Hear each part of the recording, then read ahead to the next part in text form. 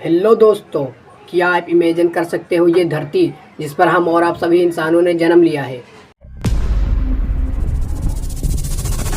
ये धरती जो घर है अनगिनत प्रकार के जीवों का।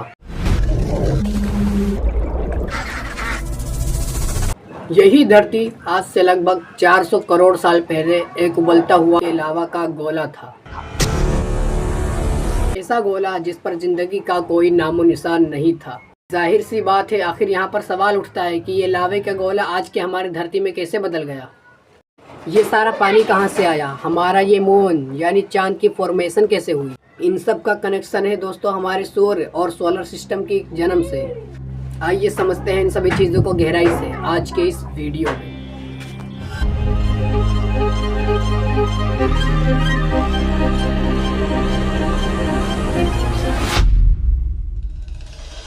आज से लगभग 4.6 बिलियन ईयर्स पहले यानी 460 करोड़ साल पहले हमारा सोलर सिस्टम एग्जिस्ट नहीं करता था। इसकी जगह पर था अंधकार, गहरी शांत और खाली स्पेस। इस स्पेस में घूम रहा था धूल और गैस से भरा एक बादल।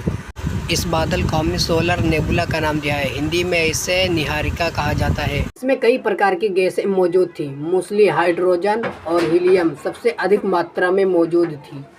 ये बादल शांति से करोड़ों अरबों सालों से अंतरिक्ष के अंधेरे में घूम रहा था कि तभी अचानक जोरदार धमाका होता है।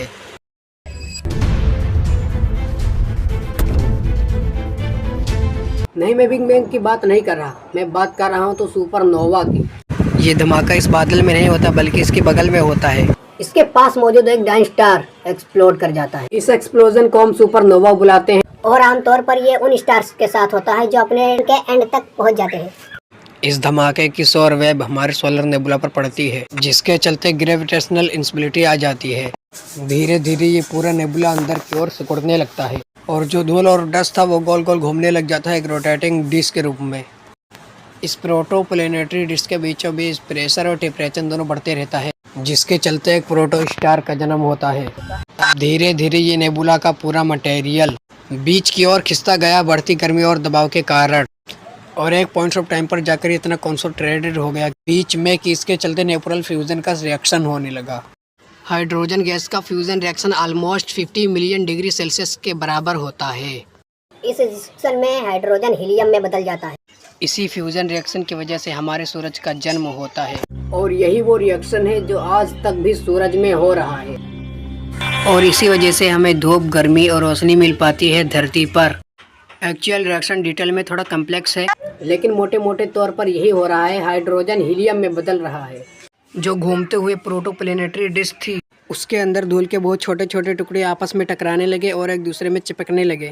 यस्टरडे किया केमिकल वोल्टेज की एक्सेस की वजह से ये होने लगा। जब ये धूल के छोटे छोटे कण आपस में इकट्ठा होने लगे तो हम इन्हें प्लैनेट्स एनिमल्स कहने लगे।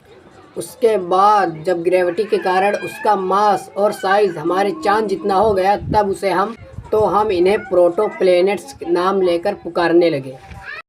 ये जो पूरे इकट्ठे होने का प्रोसेस है इसे हम एक्रीशन कहते हैं। अब हमारी धरती की बात करें तो जो प्रोटोप्लैनेट्स और प्लैनेट एनिमल्स थे इनके बीच अक्सर टकराव होता रहता था।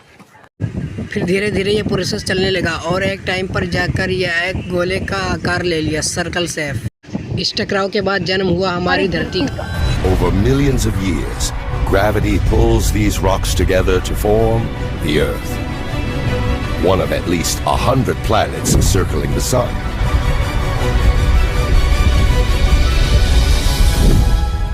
समय को हम हिडन इयॉन कहकर पुकारते हैं। इयॉन शब्द का मतलब है बहुत बहुत लंबा समय, और ये जो हिडन शब्द है ये अंडरवर्ल्ड के ग्रीक गॉड हेडी से आता है। लेकिन ये नर्क जैसा समय कारण था जिसकी वजह से धरती पर पानी आया। कुछ एस्टेरॉइड और कमेट्स जिनमें ज्यादा मात्रा थी पानी की, और कुछ पानी धरती पर एक्चुअली खुद भी मौजूद था। अब इस पूरी कहानी में एक सवाल ये भी है कि आखिर चांद कहाँ से आ गया। धरती ने तो जन्म ले लिया, लेकिन आखिर मून कहाँ से आया धरती के पास। इसका जवाब भी दोस्तों हिडन इयॉन के पीछे छुपा हुआ है। साइंटिस्ट ने सोचा कि क्या कारण हो सकता है मून के बनने के पीछे। एक थी कैप्चर थ्योरी की एक ऐसा प्लैनेटरी ऑब्जेक्ट था जो धरती के पास आया और धरती के ग्रेविटेशनल स्टोर्स को कैप्चर कर लिया। कैप्चर थ्योरी कहते हैं। एक है कोफॉर्मेशन थ्योरी कि चांद और पृथ्वी एक ही साथ बने थे। तीसरी है फिजन थ्योरी कि धरती से ही टूटकर चांद बन गया। लेकिन असलियत पता है क्या? इनमें से एक भी बात सच नहीं है, क्योंकि साइंटिस्ट का मानना है कि धरती से एक और प्लेनेट आकर टकराया था और इस टकराव की वजह से चांद की फॉर्मेशन हुई। इसको कहा जाता है जायंट इम्पैक्ट हाइपोथेसिस। इसके अलावा करीब 4.5 बिलियन ईयर्स पहले जब अर्थ की फॉर्मेशन हो ही रही थी तो एक और प्रोटो प्लेनेट एग्जिस्ट करता था। इसका नाम हमने रखा था थिया। इसका साइज करीब मार्स प्लेनेट के जितना था। सोलर सिस्टम फॉर्म होने से लगभग 100 मिलियन ईयर्स बाद जाकर ये प्लेनेट अर्थ से टकरा जाता है। अब धरती सिर्फ लावे का गेंद थी और ये प्लेनेट भी वही था। तो इससे होता क्या है, दोनों प्लेनेट्स का कोर आपस में मिल जाता है।